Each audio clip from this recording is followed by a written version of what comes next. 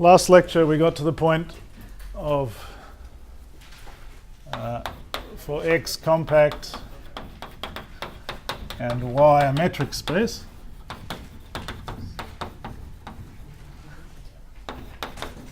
The function space is a metric space with the following metric.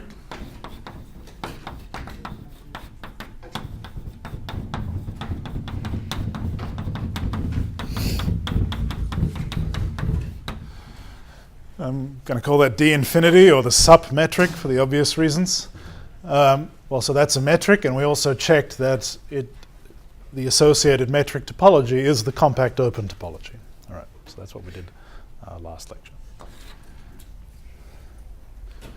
Well, I mean, what are two of the most elementary examples of metric spaces?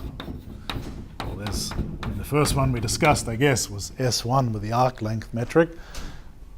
And well, perhaps more fundamental is R itself with its metric.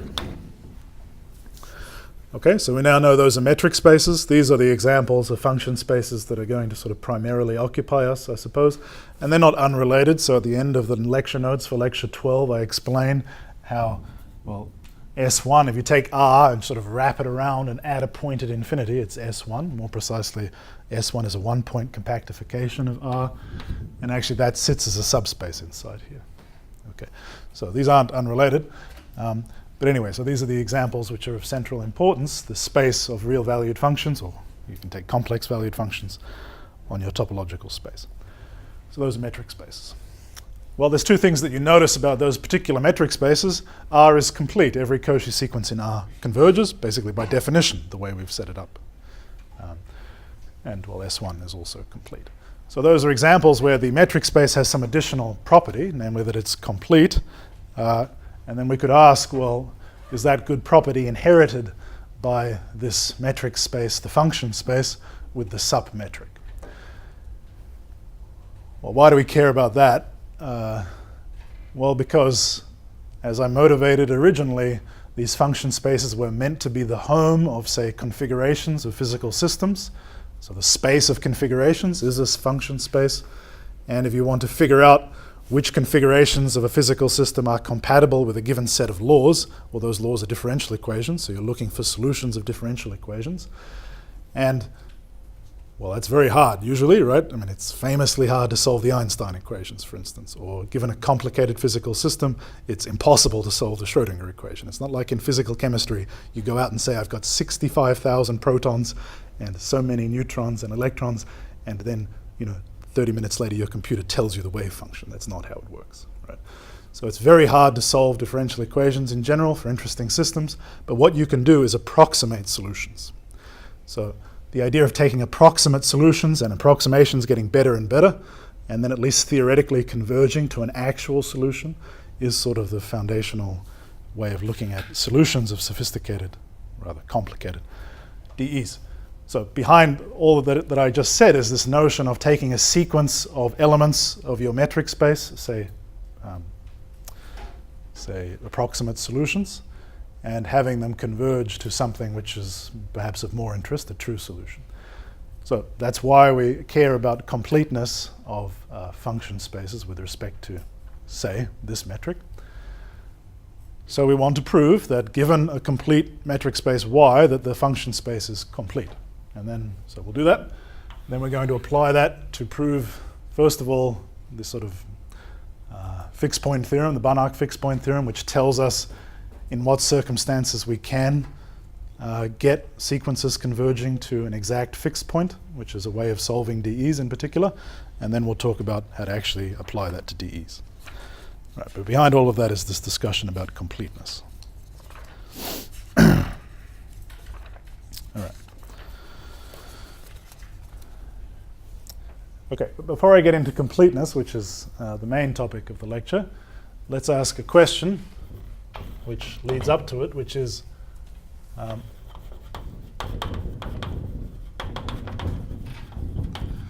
as soon as I have a metric space I can ask the following question: what does it mean for a sequence of points in that metric space to converge to some given point?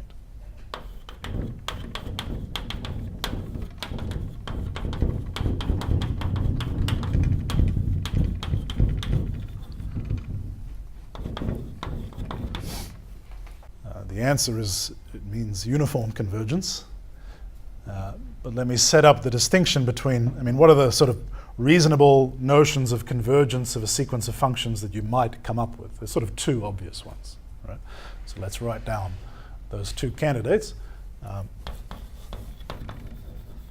One is pointwise convergence, the other is uniform convergence, and it's the latter that's the answer to this question.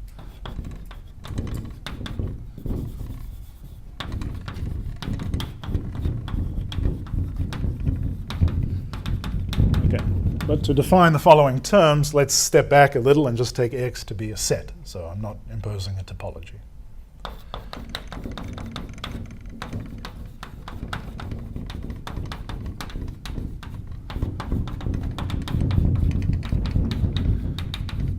And now let's take a sequence of functions. It doesn't make sense to say they're continuous because X doesn't have a topology. So just take a sequence of functions from X to Y.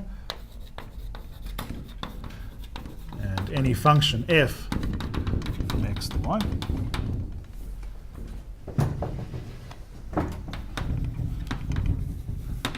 Okay, so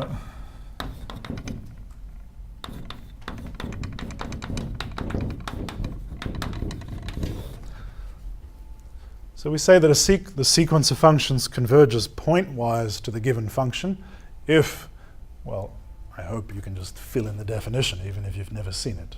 Right? For each x in X, the images under all the n's, so fix the x, vary the n's, that's a sequence, and I could ask for that to converge. So that's what this says. So if for every x in X,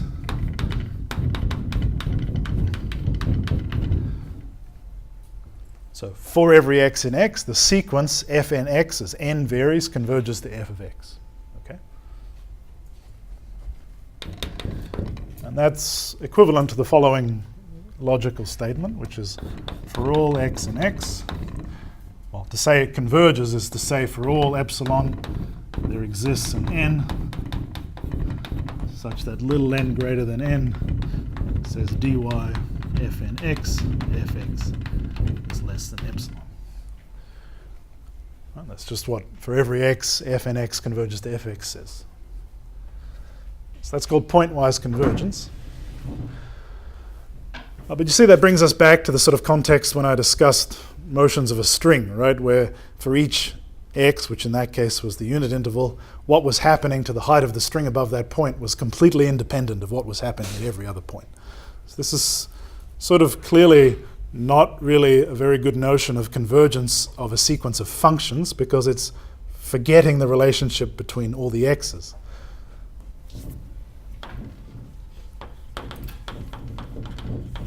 Okay, so a better notion, better in many precise ways, one of which I'll elaborate on in a second. So we say that the sequence converges to f uniformly if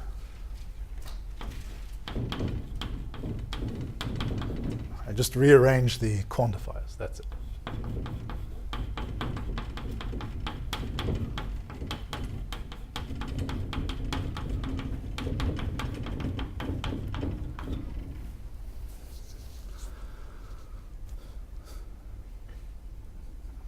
Okay, so I moved the for all x from the beginning to the end of the quantifiers.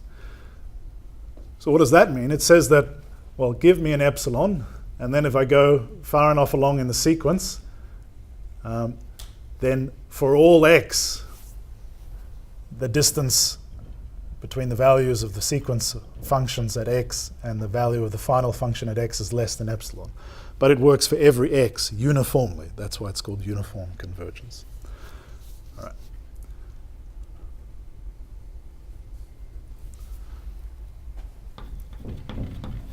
So I'll give some examples in a sec of things that converge pointwise but not uniformly.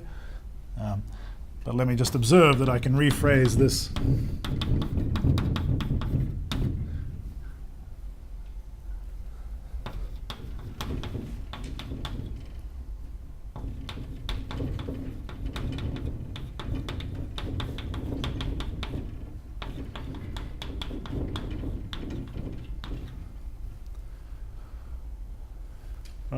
to say that for all x and n greater than or equal to n, that this distance is less than epsilon, well, I mean, strictly speaking, this gives me less than or equal to, but it's true for all epsilon. So actually I can reinstate the strict inequality. Maybe I don't want to bother elaborating that too carefully. But check that, right? So actually this is a strict inequality. These two statements are logically equivalent. Just by observing that, well, if it's true for all x, then the supremum is also, for example, less than epsilon on 2, and it works for all epsilon. Okay, but this is closely related to the submetric, right? So that's just saying that, well, I mean, I've only defined the submetric strictly speaking when x has a topology so that the supremum makes sense, right? So let's maybe reserve that for a second. Okay, so if x is compact, it follows that, well, and the fn's are continuous.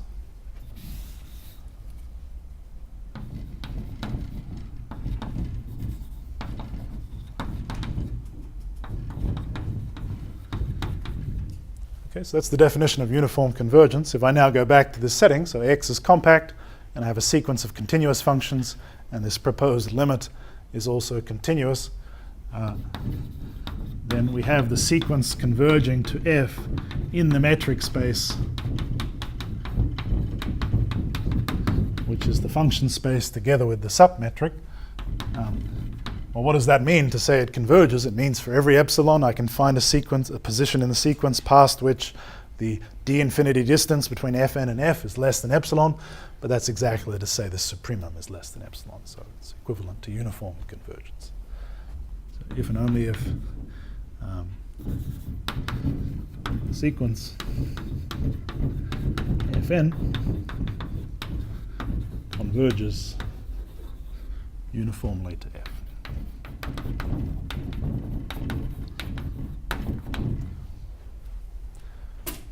So that's just immediate from the definitions. Okay, so the answer to the question is the convergence with respect to the subnorm, the submetric, is exactly uniform convergence. All right. Well, I said uniform convergence is a better notion than pointwise convergence. So one of the reasons why is that if, in this case where x is just a set, well, so give x a topology. So x is a topological space, and I've got a sequence of functions. Suppose the fn's are all continuous. And I know that that sequence converges uniformly to some function f, which I a priori don't know to be continuous. Then we can prove that the limit f actually is continuous. So that's not true if it's just pointwise convergence. Right? So that's what's behind the completeness of these function spaces, what I just said. So let's prove it. Yeah.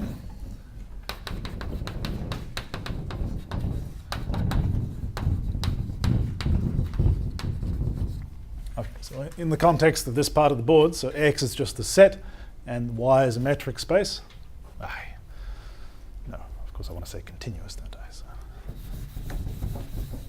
So x is a topological space.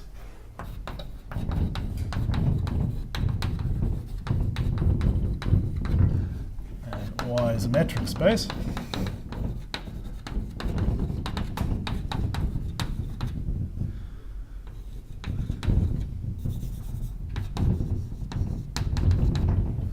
And if each fn from x to y is continuous, and the sequence converges to f uniformly,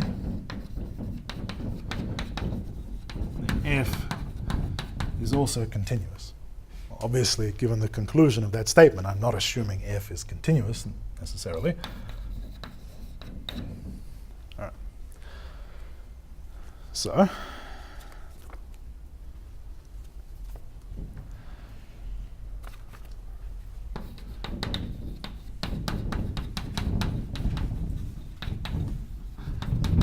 given an open subset of Y, what we need to show is that F inverse V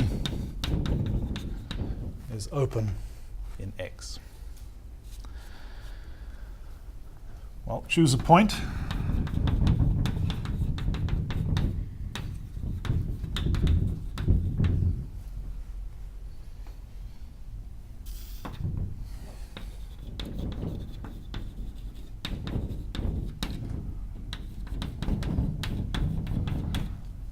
Then the image of x0 lies in V and therefore inside some open ball centered at fx0.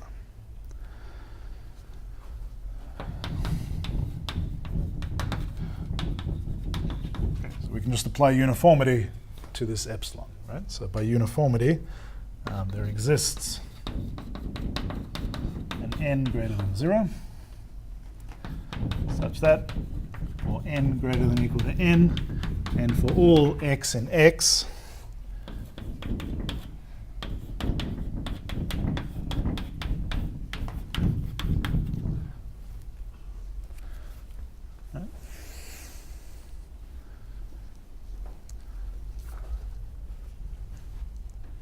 and what's the idea? The idea is that F inverse V can't be too different from all the Fn inverse V's because Fn is converging to F, and we know all the Fn inverse V's are open because the Fn's are continuous. So we can just approximate this very closely by the Fn inverse V's and therefore prove that it's open. That's sort of the gist of what's going on.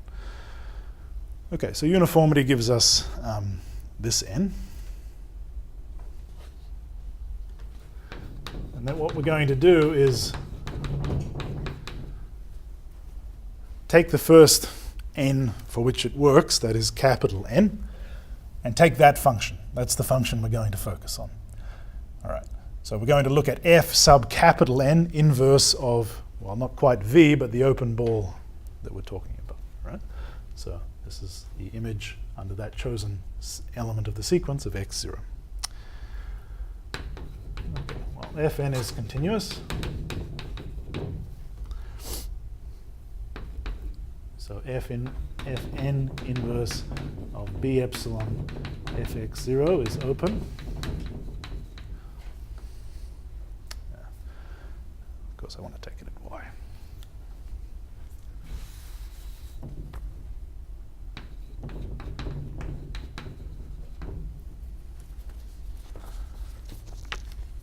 And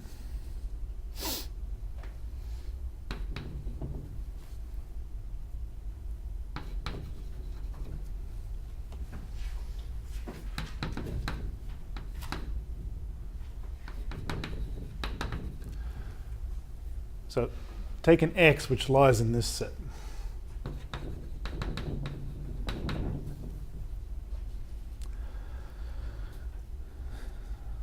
Okay, so what am I trying to do? I'm trying to show that this guy is an open neighborhood of x0 inside the preimage under F of this, right? Which will then show that the preimage under F of that is open, and then we'll be done. Okay, so what I've got to do is compute the distance in Y from Fx to Fx0, and I'm going to go through this Fn x0 via the triangle inequality.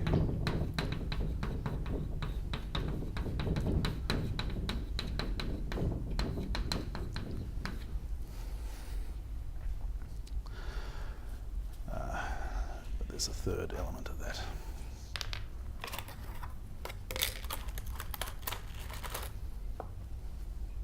All right, so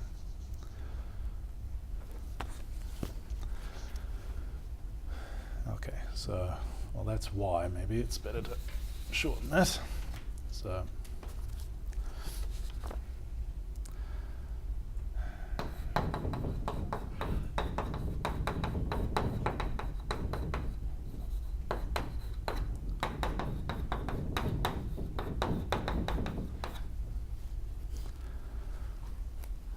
okay, so that's, I'm just using the triangle inequality twice. And, well, I control all of these things. This one because of this, right? So that's less than epsilon on 3. This guy here That I know because Fn is continuous, is less than epsilon on 3, right? That was sort of by construction of x. And this guy, so what's that? That's Fn x0, and that's f of x0. So again, that's by this down there, right? So that's by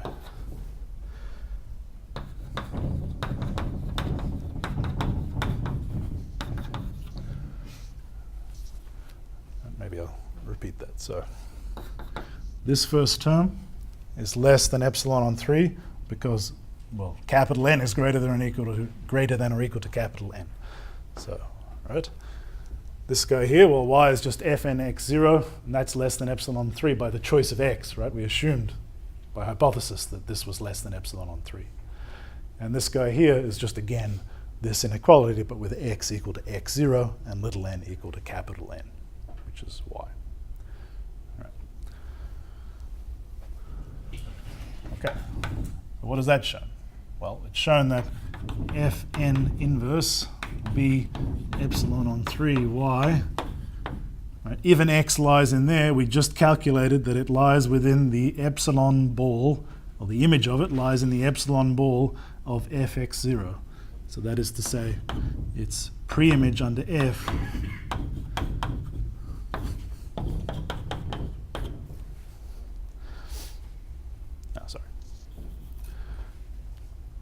we took an x there, we showed its image under f lies in this epsilon ball. So we just proved that there. And then by hypothesis, that is contained in F inverse V. And, well, x0 is in there because f sub n of x0 is in that ball because f n x0 is y. So x0 is in there. So we're done, right? We wanted to show this was open. We took an arbitrary point in it, and we showed it's contained in the pre-image under a continuous map. So f sub n is continuous, and that's open. So the pre-image is open. So x0 is contained in that open neighborhood, which is properly, well, it's contained in F inverse V. Right? So f is continuous.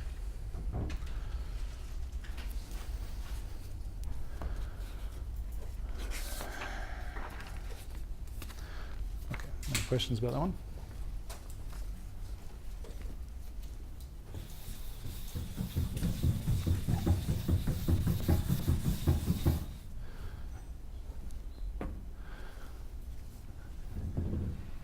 Okay, so that's an ingredient in the main theorem, which is completeness of function spaces. Let me remind you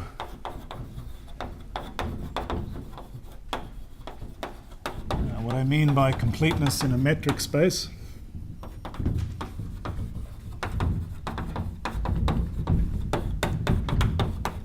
So a sequence is Cauchy if for all epsilon greater than 0 there exists an n such that for all m and n greater than n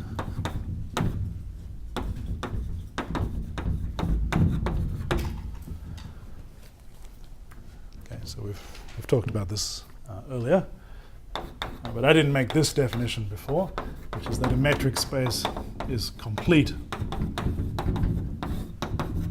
if every Cauchy sequence converges.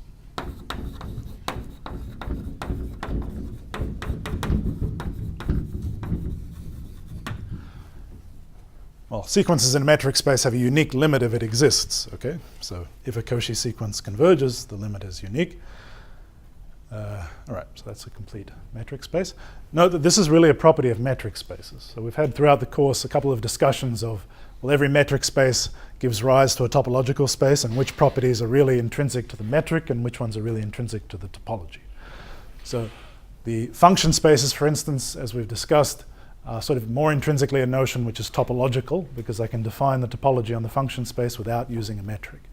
However, completeness is really a property of the metric. So you can have two metrics which give rise to the same topology, but one of the metric spaces is complete and the other is not. Okay? So this is really a notion which is about metric spaces, not about topological spaces. Okay.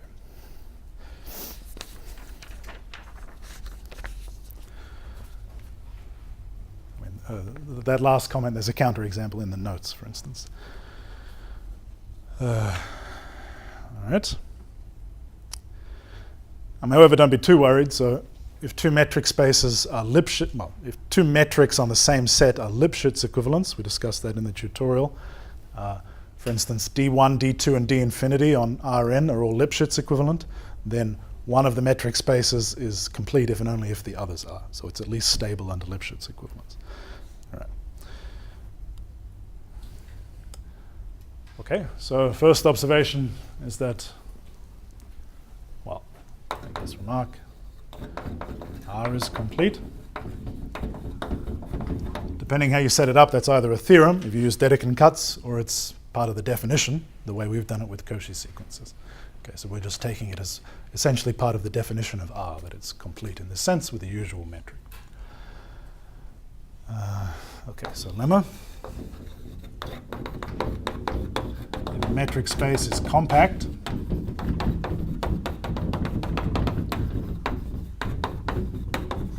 it is complete.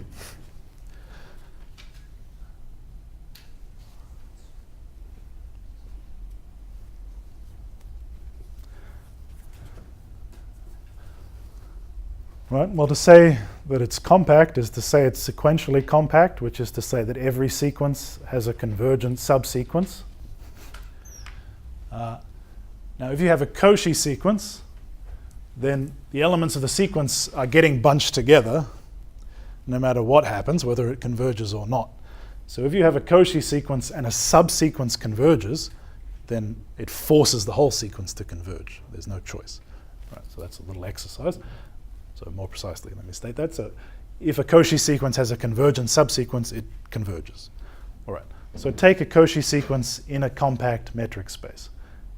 It's compact, so it has a convergent subsequence, and therefore the whole thing converges, so it's complete. All right.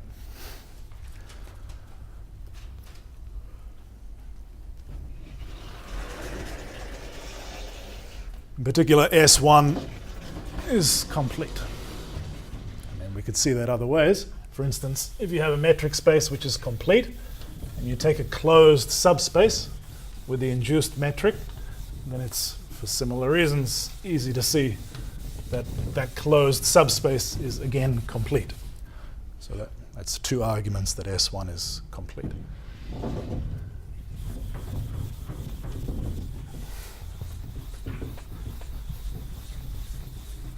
Right, because, well, strictly speaking, I didn't quite make that argument today. So.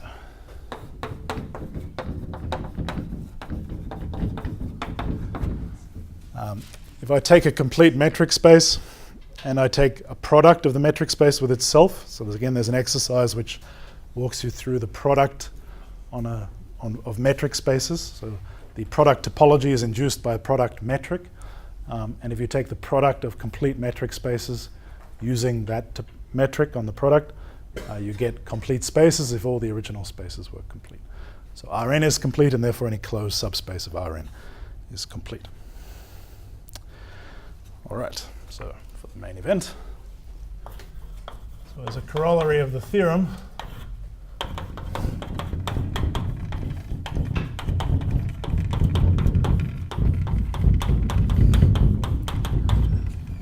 so if X is compact and Y is a complete metric space,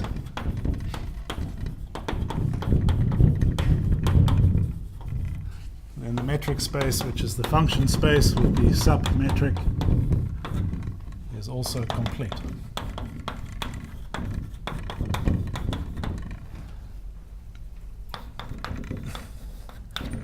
And it's a corollary to the theorem because, as you'll see, it's basically immediate. Right?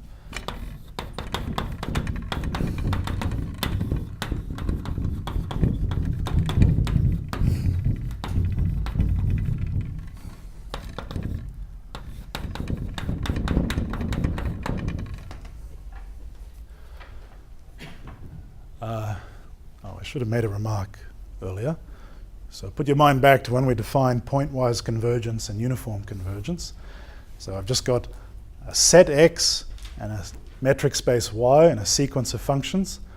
If they converge uniformly to a function f, they also converge pointwise to the function f. That's obvious. All right? So uniform convergence implies pointwise convergence.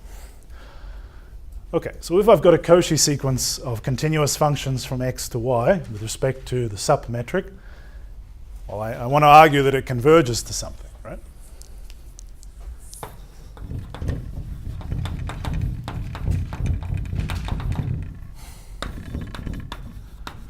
Well, convergence here means uniform convergence, and that means pointwise convergence. So the only possible thing it could converge to is the following function.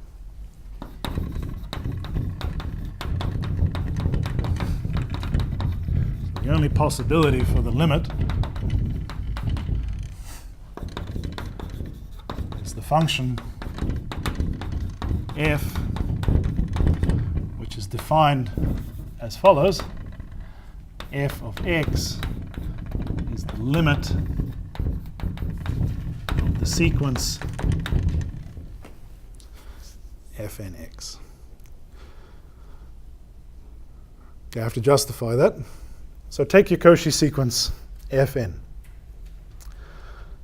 Well, if you look at the definition, then it's clear that the evaluations at a fixed x of that sequence, so plug in a fixed x to everything in the sequence, it's clear that that's a Cauchy sequence in y.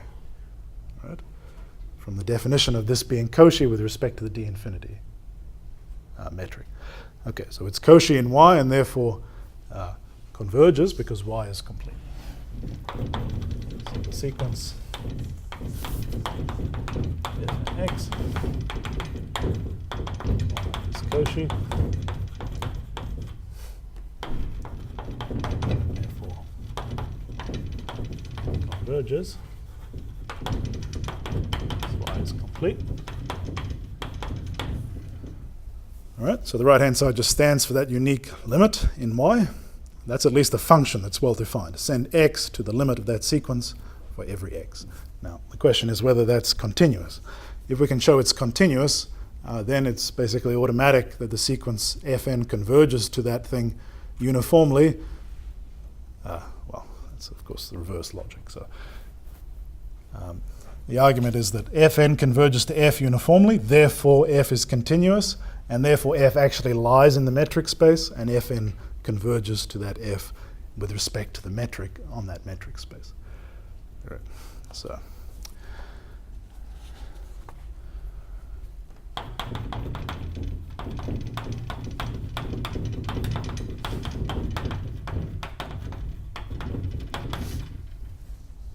now this is why I set up the definitions in the way I did, right? I didn't insist on, in uniform convergence, the things involved being continuous.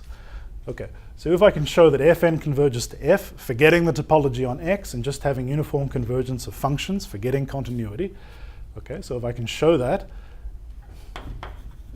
then the theorem will imply that f is continuous,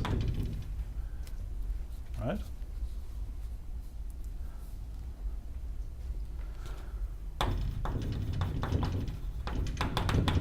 And then, I mean, since, as we discussed, convergence with respect to d infinity means uniform convergence, the fact that I showed it uniformly already, and now I know f is continuous, so it's actually a point in the metric space, it will then be immediate that fn converges to f in this metric space. Okay, so I just need to show uniform convergence. That's the only thing that, right, because then that shows that every Cauchy sequence has a limit in the space, so it's complete. So I'm done.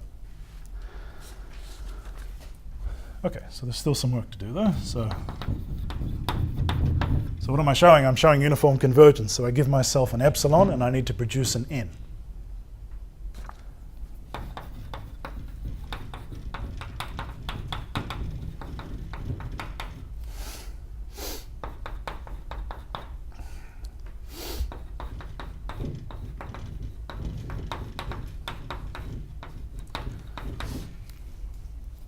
well, what do I have? I know it's a Cauchy sequence, right?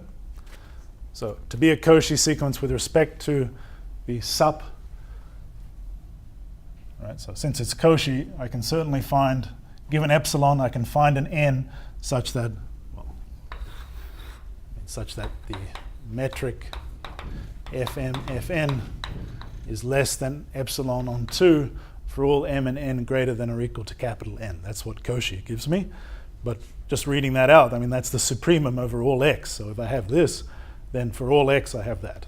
Okay, so that's just part of the definition of having a Cauchy sequence. All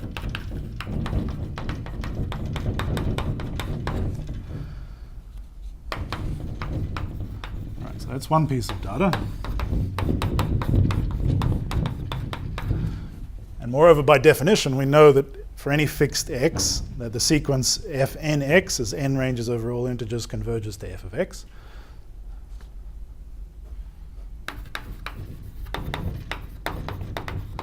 Okay, so that means we can find an integer mx, which makes the fnx's sufficiently close to fx if mx is, well,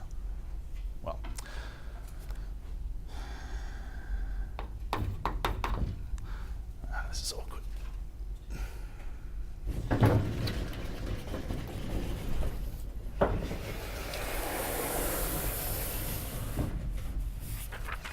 So let me spell out what this integer is supposed to do.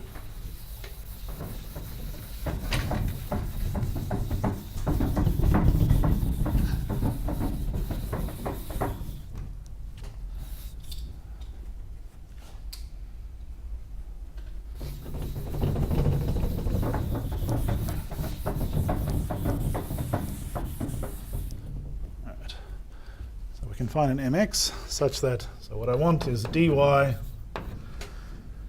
fmx, well, let's say k.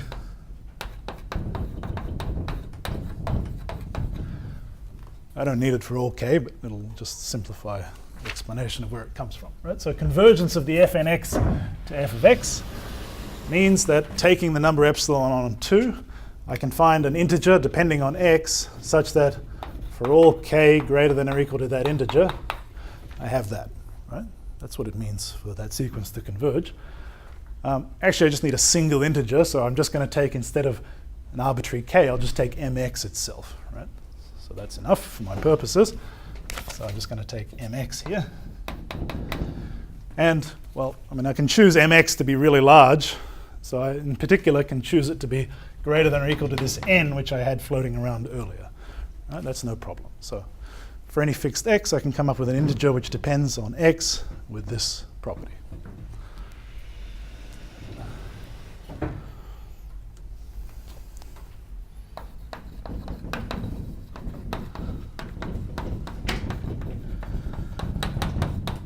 All right, so what does that give us? So as long as little n is greater than or equal to capital N and x is any point, again, we have this double triangle inequality. Oh, sorry, no. All right, so that's fnx, fmx, x.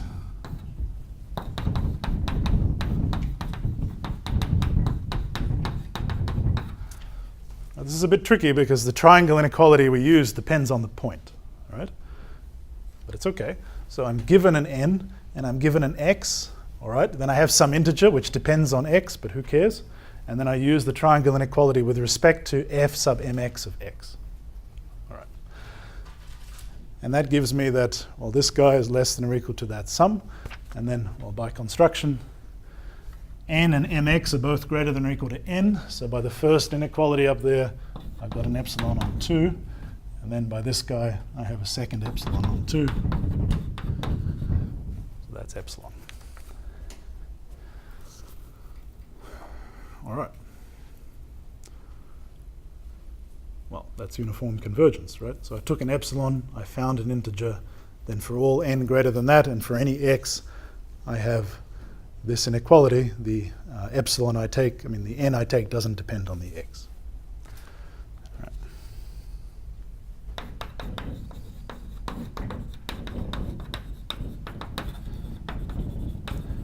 Okay, so then the theorem tells me that that f is continuous, and then the rest follows as I outlined. Okay, so the function space is complete.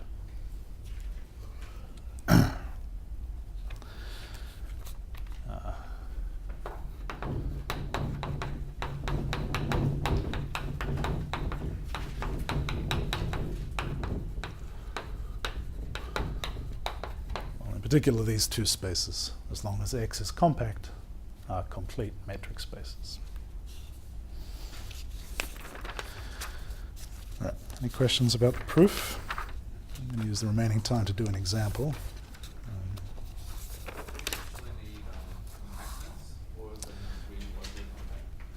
Yeah, that's a good question. So that would go back to the metric, right? So can I define the sup metric if X is just locally compact? Yeah, I don't know actually. I don't think it really makes sense. So if you look in the notes, I put the closest thing I know, which is that you can sort of set up a presentation of the compact open topology that is written in terms of open balls. But those open balls are parameterized both by a radius epsilon and by a compact subset where you're actually imposing the condition. So it's not a number that's associated. So you have two functions. The d infinity metric associates a distance to them absolutely independent of anything else, right? Now, if I took two functions and a compact set, I could restrict them to the compact set and then measure their distance with respect to the d infinity. So that would be then, dependent on a pair of functions and a compact subset, I could get a notion of distance. And that works in the sense that it generates the compact open topology, but it's not a metric because it's got this other parameterized thing in it. So yeah, actually I don't know. That's a good question. I suspect probably not. Yeah, so what's so special about uniform convergence? Well, one of the virtues of approaching this from the topological viewpoint is that we were sort of forced to define the compact open topology, right? We took sort of as an axiom this adjunction property and we derived the compact open topology. We were forced to do that. So then we know that somehow this situation, at least topologically, is correct. And therefore we sort of discover why we have to care about uniform convergence, right? It's what it's what the topology on the function space wants us to care about. But there's many good properties of uniform convergence. So here's an example of a sequence of functions which converges pointwise, but not uniformly.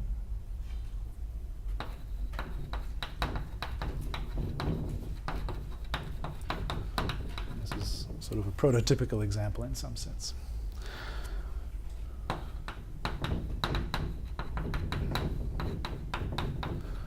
Well, so what is the function I'm about? Well, let me write down the formula.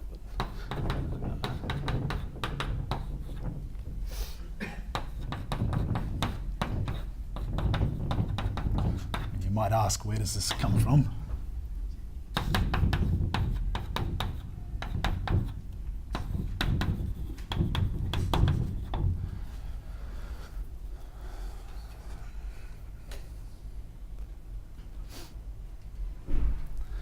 Well, all I did was I took the exponential of 1 over 1 minus x squared, the exponential of minus x squared, and just crushed it into a compact interval, right?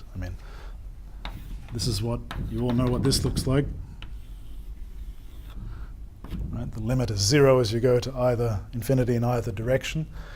And if I just rescale that so that infinity at both directions is pulled in to be respectively minus 1 on n and 1 on n, you write down this formula. That's continuous because the limits at infinity of this guy are 0, and therefore the limits at minus 1 on n and 1 on n of this guy are 0. So that's a family of continuous functions. So it looks, so that's 1 on n, that's 1 minus 1.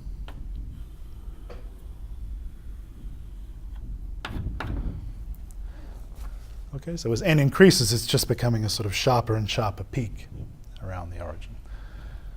And this is not the thing that gives you the Dirac delta function, by the way, right? Because the integral is not going to be constant here. Right? The Dirac delta function has to get higher and higher. Okay, but this is still something similar. Well, you can tell that that pointwise converges. So pointwise, we have the sequence Fn converges to the delta function at the origin. So that's so that's delta 0 is 1 and delta x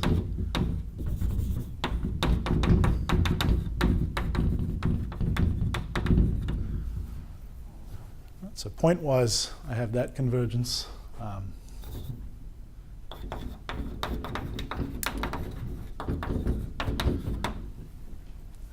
Well, I mean, that's a function. That's a sequence. It could converge uniformly, but that's ruled out by the theorem, right? Because if that was uniform convergence, the limit would have to be continuous, and that's not continuous. Okay, so I mean, you can see that directly, but it's also a consequence of the theorem that that pointwise convergence can't be uniform convergence. And that's the sort of typical pathology which you avoid by going with uniform convergence. All right, so next lecture we'll apply this completeness to, well, we'll first study the fixed point theorem, which applies to any complete metric space, and then we'll take this particular example with x and y both intervals, and that will give us the existence of solutions to ordinary differential equations.